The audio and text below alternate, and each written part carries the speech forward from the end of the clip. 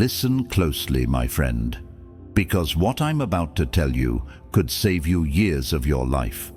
Women don't walk out suddenly. That's a lie Hollywood sold you. When she's planning betrayal, she doesn't vanish overnight. She builds the exit step by step. And the first step? Lies. Not the clumsy kind you catch right away.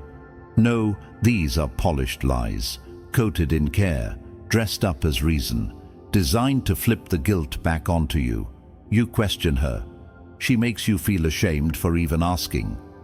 You sense distance. She makes you doubt your own eyes. And most men fall for it. They hear the words, they swallow the excuse, and they stay blind while she prepares to cross the line. But I'm going to expose them. The 4 lies every woman tells before she cheats. Because they're not random phrases. They're tactical. They're psychological moves designed to create distance, confusion, and guilt while she sets up her escape. And at the end of this video, I'm going to give you something no one else will. The Stoic response. The one move that protects your mind, your frame, and your future when these words hit your ears. So stay with me, because missing this could cost you more than a relationship. It could cost you years you'll never get back. And if you're ready to never be blindsided again, hit the like button right now and drop your city below. Because these lies don't stop at borders. They show up everywhere. Let's begin. Lie number 1. I just haven't been in the mood lately. You've lived this before. Lying in bed late at night, the room silent, except for the glow of her phone lighting her face. She shifts, turns her back, pulls the blanket tighter. You lean closer, looking for a spark. But instead, she exhales and says the words you already know by heart. I just haven't been in the mood lately. The words hang in the air like smoke.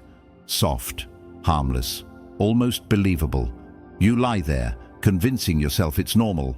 Stress, work, life piling up. You roll over, hoping it's just a passing storm. But storms clear. This doesn't. Because when a woman loves you, fatigue doesn't erase her need for closeness. Even drained, she still seeks you. A hand reaching for yours, a head resting on your chest, the safety of your arms when the world is too heavy.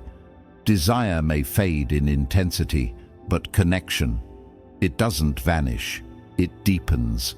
So when she withdraws from everything, no cuddles, no kisses, no warmth at all, it's not stress anymore, it's redirection. Her heart is moving elsewhere, and her body knows it. Look closer, and the pattern becomes undeniable. She tells you she's tired, yet her phone lights her face at midnight, and suddenly she's wide awake. She says she's drained, yet she has energy for early gym sessions, new clothes, perfume you haven't smelled in years. She laughs again, but not with you. With a screen she hides the moment you walk in. At night, she dresses like she's building a fortress. More layers, more barriers, more distance. The psychology is cruel but simple. She isn't shutting down as a woman. She's shutting down with you, because her emotions are already tied to someone else. And every time you reach for her, it feels wrong to her. Not wrong to betray you, but wrong to betray him. That's the cut you don't see coming. She isn't lying when she says she's not in the mood. She's speaking truth, just not the truth you think. The flame didn't die, it just moved. And the bed you thought was cold? It isn't cold at all, it's burning. Just not for you anymore. Lie number 2. I just want to focus on myself right now. It usually comes out in a quiet moment. No fight, no drama. Just her voice, calm and steady. I just want to focus on myself right now. It sounds noble. It sounds mature. You nod, because how could you argue with self-growth? You tell yourself she's evolving, she's healing, she's chasing her best version.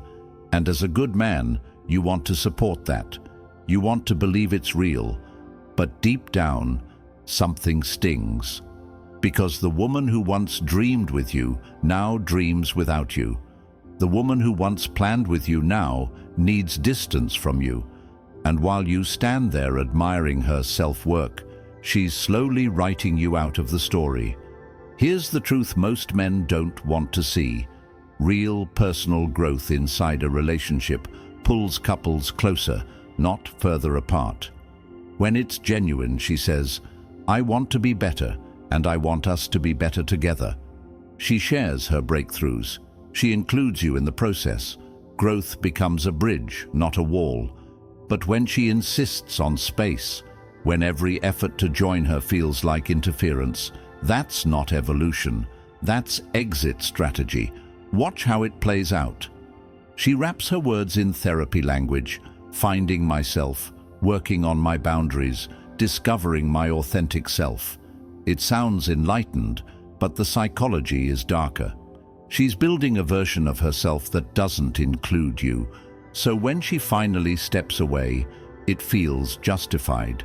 She can tell herself, it wasn't betrayal, it was growth. And the signs are always there. Your suggestions for couples' goals are dismissed. Your presence feels like an intrusion. Every time you ask to be part of her journey, she twists it into control. She reframes your care as pressure, your desire to be close as proof that you're holding her back. And slowly, you stop asking. You stop pushing. You start doubting yourself. That's the cruelty of it. She flips the script so well that you feel guilty for wanting what's normal, to be part of her life. She'll say, "Why can't you just support me without needing to be included?" Or, "You should be happy I'm working on myself." The more you question it, the more she paints you as insecure, threatened, weak. But here's the dark reality. If her growth was real, you'd feel closer, not further. You'd be part of her evolution, not treated like a roadblock. When a woman loves you, her healing includes you. Her future is built with you. So when she suddenly needs to find herself in a way that cuts you out completely, don't mistake it for empowerment. It's not about self-discovery. It's about rehearsing a life where you no longer exist. And here's the punchline. She isn't lying when she says she wants to focus on herself. She just left out the rest of the sentence.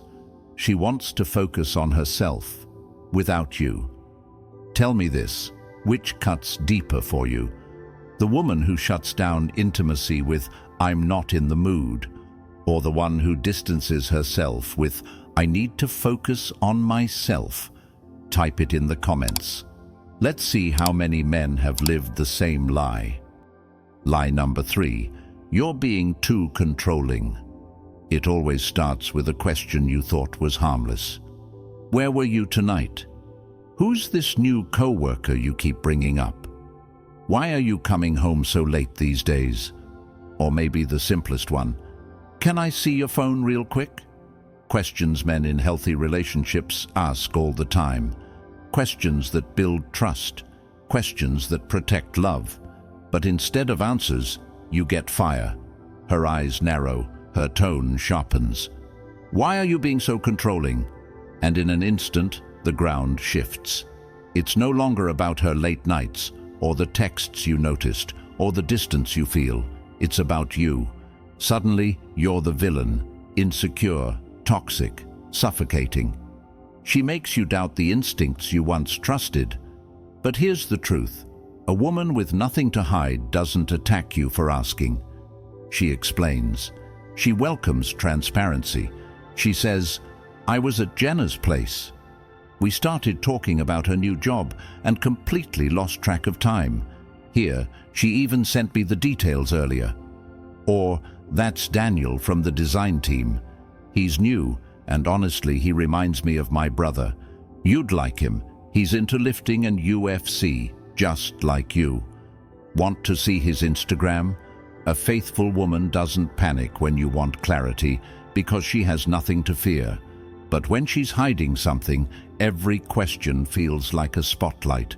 Every answer brings her closer to exposure, so she flips the script. She makes the question itself the problem. She builds a wall of accusations so thick you stop asking altogether. And that's the strategy most men never see. You're not being controlling. You're being managed. Every time you check in, she reframes it as proof of your weakness. Every time you follow your gut, she calls it paranoia. Every time you try to protect the relationship, she paints you as the reason it's falling apart. That's not transparency, that's camouflage. She isn't defending herself from control. She's defending her secrets from discovery. And here's the cruel punchline. The moment she calls you controlling for asking simple, human questions, that's the moment you're closest to the truth. Because men, listen, lies don't fear silence. Lies fear questions. So when she turns your concern into a crime, understand this. She's not exposing your flaws. She's protecting her own. Lie number 4. I just want us to be honest with each other. It's late. The room is quiet. Her phone is on the table, screen dimmed, tension thick in the air.